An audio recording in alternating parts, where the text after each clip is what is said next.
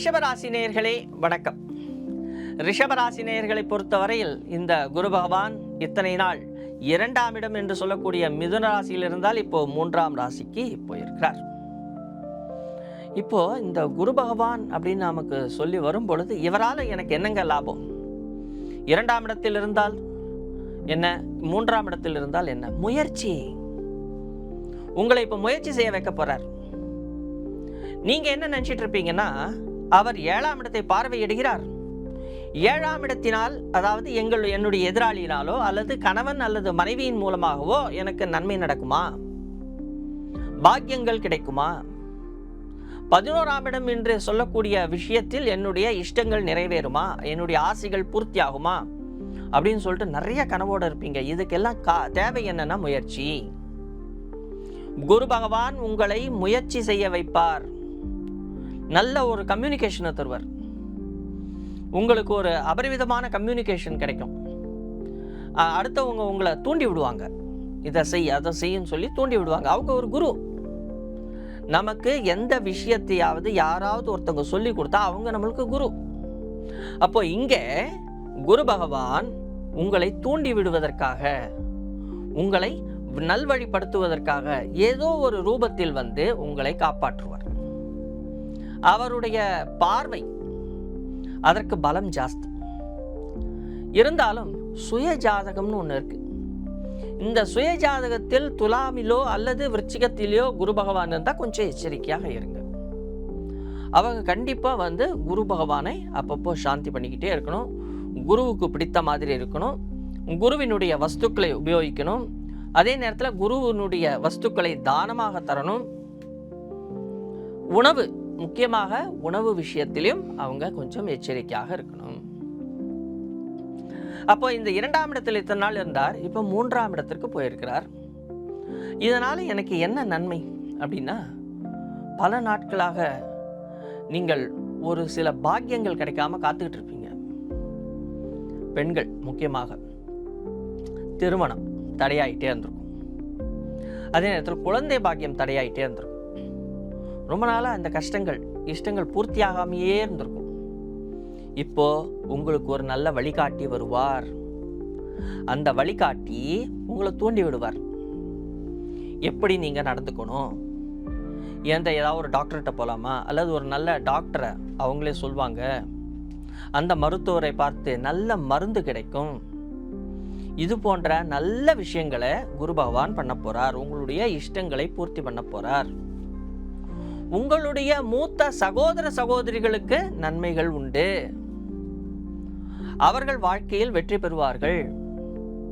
அதே நேரம் உங்க அப்பா, உங்களுடைய தந்தையார், தந்தை வழி சொத்துக்கள் இது கிடைக்கும். அப்போ தந்தையார் மூலமாகவோ தந்தை வழி சொத்துக்களோ உங்களுக்கு கிடைக்கும் பொழுது அதனுடைய பாக்கியங்கள் ஏற்படுகிறது. இவர் 8ஆம் இடத்திற்கு அதிபதியாச்சே, இவர் எப்படி சார் எனக்கு இவ்வளோலாம் தருவாங்க அப்படின்னா, குரு எல்லோருக்கும் நன்மையை செய்பவர், எல்லோருக்கும் சமமானவர்.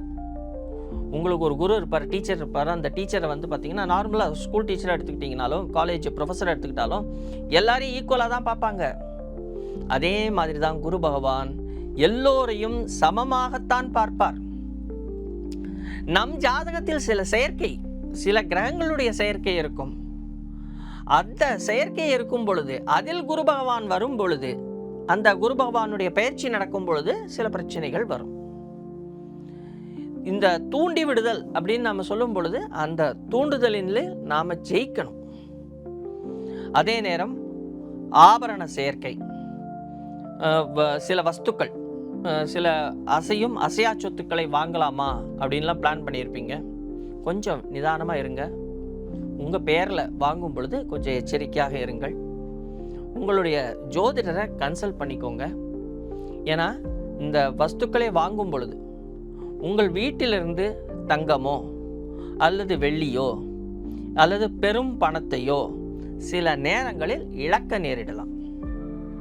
அதனால் அதில் கொஞ்சம் எச்சரிக்கை தேவை. ஒரு நல்ல குரு, அவங்கள நீங்கள் இப்போ பிடிச்சிக்கணும். ஒரு நல்ல குரு உங்களை வழி நடத்துகிறாரு, அவர் மூலமாக உங்களுக்கு நல்ல வழிகாட்டுதல் கிடைக்கிறது அப்படின்னு உங்கள் மனசுக்கு தெரிஞ்சா அவர் என்ன சொல்றாரோ அதுபடி நீங்கள் நடந்தால் உங்களுக்கு வெற்றி கிடைக்கும். குழந்தைகள் மூலமாக சந்தோஷம் உண்டு. அதே நேரம் சில வஸ்துக்களை விற்க வேண்டிய சூழ்நிலைகள் வரலாம். பேசும் பொழுது கவனத்துடனும் நிதானத்துடனும் பேச வேண்டும். வருமானம் உண்டு, செலவுகளும் உண்டு, கவனம் தேவை. மொத்தத்தில் இந்த குரு பகவான் உங்களுக்கு உங்களுடைய சுய ஜாதகம் நன்றாக இருந்தாலும், நல்ல தசாபுத்திகள் நடந்தால், அல்லது இந்த சேர்க்கை கிரக சேர்க்கை உங்கள் ஜாதகத்தில் நன்றாக இருக்கும் பட்சத்தில் குரு பகவான் உங்களுக்கு 40% வெற்றியை தருவார். அதே நேரம் குரு பகவான் விருச்சிகத்திலோ துலாத்திலோ இருந்து, உங்களுடைய சுய ஜாதகத்தில் விருச்சிகத்திலோ துலாத்திலோ இருந்து மற்ற கிரகங்களும் நன்றாக இல்லாத பட்சத்தில், உங்களுடைய ஜாதகத்தில் இல்லாத பட்சத்தில் சில கெடுபலன்களை, அந்த கெடுபலன்கள்னு சொல்லக்கூடாது, ஏன்னா குரு பகவான் கெடுக்க மாட்டார். ஆனால் அவர் சேர்க்கின்ற சில கிரகங்கள், அந்த கிரக செயற்கையினால் நமக்கு சில கெடுதிகள் ஏற்படலாம். அதற்கான முன் எச்சரிக்கைகளை நீங்கள் எடுத்துக்கொள்வது இந்த காலகட்டத்திற்கு நல்லது. திருமண பாக்கியங்கள் கிடைக்கப் போகிற காலகட்டம் என்பதால் திருமண விஷயத்தில் உங்களுடைய ஜாதகத்தை சரியான முறையில் கணித்து பார்த்து வைத்துக்கொண்டு அதற்கான பரிகாரங்களை செய்து கொள்ளுங்கள். எப்பொழுதும் உங்களுடைய ஆசிரியர் உங்களுடைய வாழ்க்கைக்கு முன்னேற்றத்திற்கு உதவியவர்களை தினமும் பிரார்த்தனை செய்து கொண்டு, ஆத்மார்த்தமாக அவர்களை பிரார்த்தனை செய்து கொண்டு செல்வதன் மூலம் உங்களுக்கு வெற்றி கிடைக்கும். நன்றி.